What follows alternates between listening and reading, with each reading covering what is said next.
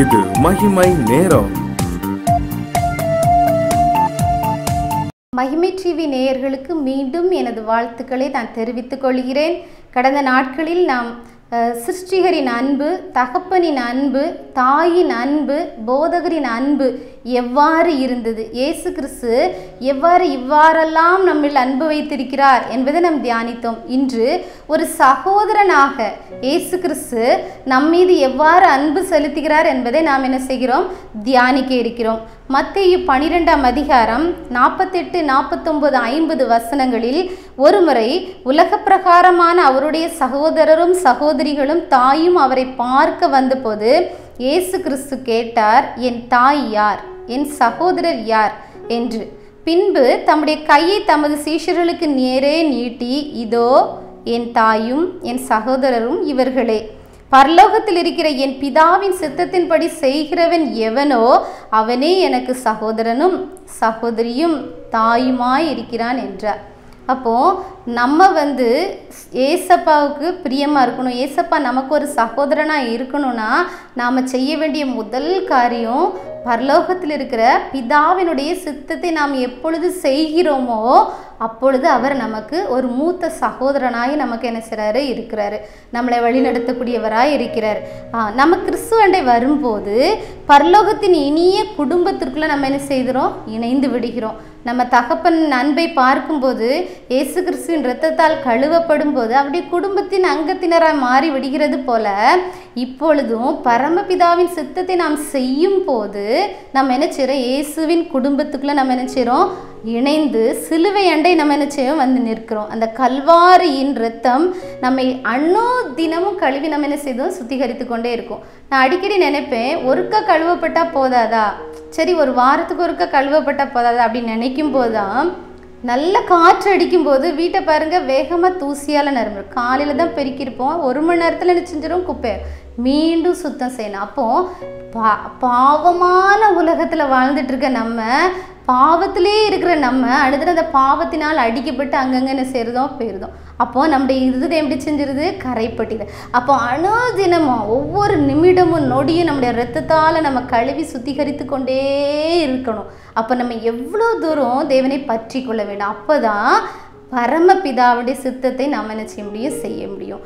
ஈஸியெல்லாம் பிதாவுடைய சித்தம் என்பதை நம்ம என்ன செய்ய முடியாது, விளையாட்டெல்லாம் நம்முடைய வாழ்க்கையில் நம்ம அனுபவிக்க முடியாது. ஒவ்வொரு நிமிடமும் அவருடைய இரத்தத்தால் கழுவப்பட்ட ஏசப்பா என்னோட பேசுங்க, நான் என்னுடைய பாவத்தை கழுவுங்க, என்னை சுத்திகரிங்க, நம்முடைய பிள்ளையானை மாற்றுங்க, அப்படியே நம்ம இருக்கும்போது தான் நம்ம என்ன செய்ய முடியும், பரமபிதாவுடைய சித்தத்தை உணர முடியும். அப்போ தான் நமக்கு யார் சகோதரனாக கிடைப்பாங்களாம், ஏசு கிறிஸ்து சகோதரனாக நமக்கு என்ன செய்வாங்களாம், கிடைப்பாங்க. அதுக்கு ஒரு அருமையான கதை எனக்கு ஞாபகம் வருது.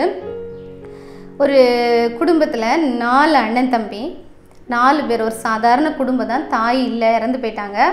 அப்போ அந்த 4 அண்ணன் தம்பியில் அந்த 3ஆவது சகோதரன் பேர் ஜோசப். அந்த தம்பி என்ன செய்கிறான் அப்படின்னா, சிறு வயதுலேருந்தே அவங்க அப்பா சொல்கிற மாதிரி பைபிள் வாசித்து ஜெபித்து சண்டே ஸ்கூலுக்குலாம் ஒழுங்காக போய் வசனங்களை கற்றுக்கொண்டு பரீட்சையில் நல்ல மார்க் எடுத்து நல்லா படிக்கக்கூடிய அந்த தம்பி. மூத்த அன்னைமார் 2 பேரும் அப்பா சொல்கிற எந்த வார்த்தையும் கேட்குறதே கிடையாது. கடைசி தம்பி ரொம்ப சின்ன தம்பி, அதனால அவன் என்ன செய்வான், அப்படியே சின்ன பிள்ளைத்தனமாக விளையாண்டுட்டே இருந்தான். இப்படி காலங்கள் போய்கிட்டே இருந்து எப்போ பார்த்தாலும் அப்பா என்ன சொல்லுவாங்க அப்படின்னா, டேய் ஜோசப்பை பாருங்கடா, அவன் எவ்வளவு கடவுளுக்கு பிரியமாக நடக்கிறான், காலையில் வேதம் வாசிக்கிறான், ஜெபிக்கிறான், நீங்கள் இன்னும் தூங்கியே முழிக்கல, அவன் கிளம்பி ஸ்கூலுக்கு போயாச்சு, நீங்கள் நல்லா படிங்கடா, அப்போ தான் நீங்கள் வாழ்க்கையில் உயர்ந்த இடத்துல இருக்க முடியும் அப்படின்னு சொல்லி ஜோசப்பை எடுத்துக்காட்ட வச்சு பேசினனால அவங்க அப்பாவுக்கு மேலே, அந்த தம்பிக்கு மேலேயும் அவங்க அப்பாவுக்கு மேலே அந்த அன்னைமார் 2 பேருக்கும் பயங்கர கோபம் வந்துச்சு. ஒரு நாள் நினச்சினாங்க அப்படின்னா ஒரு பிளான் பண்ணாங்க, இவனை எப்படியாச்சும் மாட்டி விட்டு நம்ம என்ன செஞ்சிடணும், அதுலேருந்து தப்பி ஓடிடணும் அப்படின்னு சொல்லி. அப்போது ஒரு நாள் ஸ்கூல் முடிஞ்சு வரக்கூடிய டைமில் ஒரு தோட்டத்தில் ஒரு தென்னை மரத்துக்கு அடியில் உட்காந்து இளநீ குடிச்சிட்டு இருந்தாங்க அன்னைமார். அப்போ ஜோசப் நினச்சிடாங்க, சிலப்போ அண்ணன் இங்கே உட்காந்து உங்களுக்கு இப்போ இந்த நேரத்தில் உங்களுக்கு இளநீ யாருன்னே தந்தா அப்படி, நாங்கள் கடையிலேருந்து வாங்கிட்டு வந்தோம் அப்படின்னு சொல்லிட்டு ஜோசஃபுக்கு ஒரு இளநியை உடச்சி கொடுத்துட்டு அந்த அன்னைமார் 2 பேரும் எஸ்கேப் ஆகி ஓடிட்டாங்க. அப்போ பார்த்து அந்த தோட்டக்காரர் அந்த சைடில் ஓடி வரும்போது, ஆஹா டெய்லி இளநீ களவு போகுத, அப்போ நீ தான் அந்த பெரிய களவாணியா அப்படின்னு சொல்லி அந்த தம்பியை அடித்து என்ன செஞ்சிட்டாரு, பக்கத்து கிராமத்தில் இருக்கிற அவருடைய தோட்டத்தில் கொண்டு ஒரு அடிமையை அடைச்சி வச்சுட்டாரு. தகப்பன் என்ன செய்கிறாரு, தம்பி தேடி தேடி போகிறாரு, கிடைக்கவே இல்லை. அப்போ நான் தம்பி தொலைஞ்சு போயிட்டான் அப்படின்னு சொல்லிட்டு அப்படியே மறந்து காலங்கள் அப்படியே உருண்டோடிடுது. அங்கே போய் ஒரு அடிமைத்தனமாக கஷ்டப்படுத்தப்படுறான். அவன் எந்த தவறும் செய்யலை. அங்கேயும் போய் என்ன செய்கிறான், உண்மையாக இருக்கிறான்.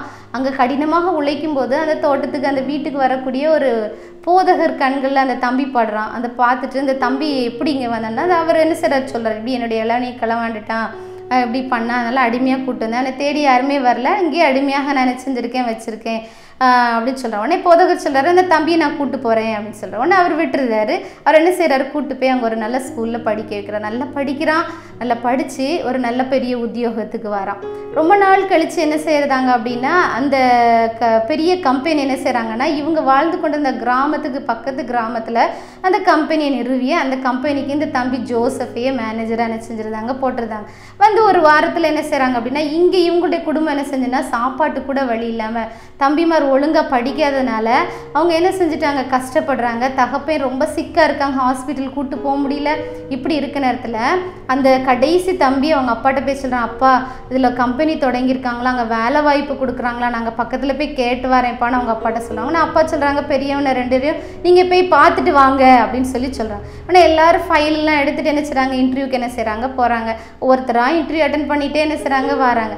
கடைசியாக இவங்களுடைய டேர்ன் வந்துச்சு. இவங்க 3 பேர் என்ன செய்கிறாங்க, ஒவ்வொருத்தராக உள்ளே போகும்போது என்ன செய்கிறாங்க, அந்த ஃபைலை வாங்கி பார்த்த மேனேஜர் என்ன செய்கிறா, ஐயோ இது என்னுடைய அண்ணனும் என்னுடைய தம்பி மாறல அப்படின்னு சொல்லி அவனை கூப்பிட்டு, நான் தான் உங்கள் ஜோசப், அடையாளம் தெரியலையா அப்படின்னு சொல்லி. உடனே அந்த சின்ன தம்பி சொல்கிறான், நீங்கள் செத்து போயிட்டீங்க அப்படின்லாம் எங்கள் அண்ணெல்லாம் சொன்னாங்க அப்படின்னு சொல்லி. உடனே அன்னைமார் வந்து தன் தவறுகளை அறிக்கைட்டு அந்த இடத்துல என்ன செய்கிறாங்க அப்படின்னா, நாங்கள் செஞ்சது தப்பு தான், அப்பா இப்போ ரொம்ப கஷ்டப்படுறாங்க அப்படின்னு சொல்லி. உடனே அந்த ஜோசப் தம்பி சொன்னால், நான் உங்களை மறந்துட்டேன், என்னுடைய உபத்திரவத்தின் காலத்தில் பொறுமையாக இருக்கணும்னு வேதவசனத்தின் மூலமாக ஏசப்பா எனக்கு கற்றுக் கொடுத்தனால பொறுமையாக இருந்து உபத்திரவத்தின் காலத்தை கடந்து வந்தனால இன்றைக்கி நீங்கள் கஷ்டப்படக்கூடிய காலத்தில் உங்களை மீட்கும் பொருளாக என்னை பயன்படுத்தியிருக்காருன்னு சொல்லி அண்ணன் தம்பி எல்லாரும் சேர்ந்து தகப்பனை மீட்டு கொண்டு அந்த வந்து நல்ல இடத்துல வச்சு என்ன செஞ்சாங்க, சந்தோஷமாக மனம் திரும்பி என்ன செஞ்சாங்க, இருந்தாங்க. இதை தான் அழகாக கடவுள் வசனத்தில் சொல்கிறாரு பாருங்க. சங்கீதம் 133 1-3 வசனங்களை, இதோ சகோதரர் ஒருமித்து வாசம் பண்ணுகிறது எத்தனை நன்மையும் எத்தனை இன்பமும் ஆனது. அங்கே கர்த்தர் என்றென்றைக்கும் ஆசீர்வாதத்தையும் ஜீவனையும் கட்டளையிடுகிறார். சகோதரர் ஒருமித்து வாசம் பண்ணுகிறது ரொம்ப இன்பமானது. ஒருத்தன் மேலே சகோதரன்கிட்ட சண்டை போட்டிருந்தா அந்த காணிக்கையை கூட தேவனை ஏற்றுக்கொள்ள மாட்டேங்கிறார். முன்பு உன் சகோதரிடத்தில் போய் ஒப்புரவாயிட்டு வா, பின்பு எனக்கு வந்து காணிக்கையை செலுத்த. அப்போ சகோதர அன்பு ரொம்ப ரொம்ப முக்கியம். அப்போ அந்த சகோதர அன்பு, காண்கிற சகோதரத்தில் அன்பு கூறாதவன் காணாத தேவனிடத்தில் அன்பு கூறுவது எப்படி? இப்படி வசனங்கள் நமக்கு சகோதரத்துவத்தை மிகவும் மிகவும் நமக்கு வலியுறுத்துகிறது. அப்போது நம்ம என்ன செய்யணும், குடும்பத்தில் நம்ம சகோதர சகோதரிகளிடத்தில் நம்ம என்ன செய்யணும், அன்பு செலுத்த வேண்டும். சில குடும்பத்தில் பார்த்திங்கன்னா அன்னைமார் என்ன செய்வாங்க, கஷ்டப்பட்டு படிக்காமல் அப்படி வேலைக்கு போகாமல் இருப்பாங்க. ஆனால் தம்பிமார் என்ன செய்வாங்க அப்படின்னா, நல்லா படித்து உயர்ந்த உத்தியோகத்துக்கு போன பிறகு அவங்களுக்கு அண்ணனை பார்த்து இதுதான் என் அண்ணன்னு சொல்கிறதுக்கு வெட்கப்படுவாங்க. ஆனால் இயேசு கிறிஸ்து ஒரு நாள் அப்படிப்பட்ட தேவன் அல்ல. எபிரேயர் 2:17 சொல்லியிருக்குங்க பாருங்க. அவர் உன்னதமான தேவனுடைய குமாரனாய் இருந்த போதிலும் பிதாவுக்கு சமமாய் இருப்பதை கொள்ளையாடின பொருளாக எண்ணாமல் அடிமையின் ரூபம் எடுத்து பூமிக்கு வந்தார். இது நிமித்தம் நம்மை சகோதரர் என்று சொல்ல அவர் வெட்கப்படவே இல்லை. இன்றைக்கி உங்களை பார்த்து சொல்கிறாரு, நான் உங்களுக்கு சகோதரனாக இருக்கேன், நான் உங்களுக்காக எல்லாவற்றையும் செய்கிறேன், நான் சகோதர அன்பை நான் உங்களுக்கு தாரேன்னு சொல்கிறாரு. ஒரு நிமிடம் கண்களை மூடி ஜெபிப்போமா?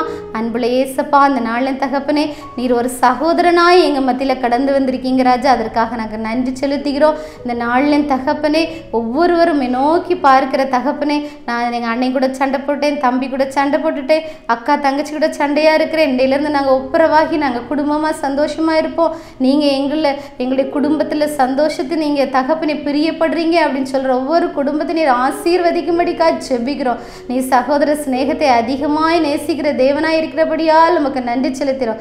அது நிமித்தமாக அந்த குடும்பத்துக்கு ஆசீர்வாதத்தின் ஜீவனை நீர் கட்டளையிடுகிறபடியால் உமக்கு நன்றி செலுத்துகிறோம். ஒவ்வொருத்தர் இறுதியில் கிரியை செய்வீராக. தேவனுடைய வல்லமை கடந்து வருவதாக. அற்புதத்தை அதிசயத்தை காண கிருபை செய்வீராக. எல்லா துதி கன மகிமை உமக்கே செலுத்துகிறோம். மீட்பர் இயேசு கிறிஸ்துவின் மூலம் ஜெபிக்கிறோம் ஜீவன நல்ல பிதாவே, ஆமென்.